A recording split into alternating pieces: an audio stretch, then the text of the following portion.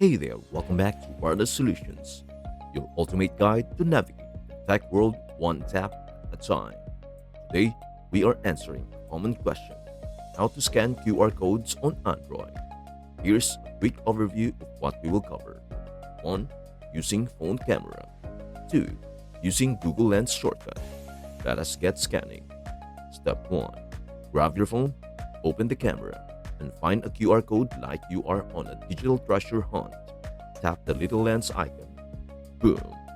QR code scan. No wizardry required, just pure phone magic. Step 2. Google Lens shortcut. Now, make sure you've got that little Google Lens widget shortcut, like your trusty sidekick. Tap the lens, scan the QR, and bam! Meet Ricky, your new bestie who will never let you down.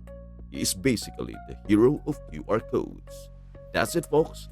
2 easy ways to scan QR codes on your Android, either with your camera or the Google Lens shortcut. Simple, right?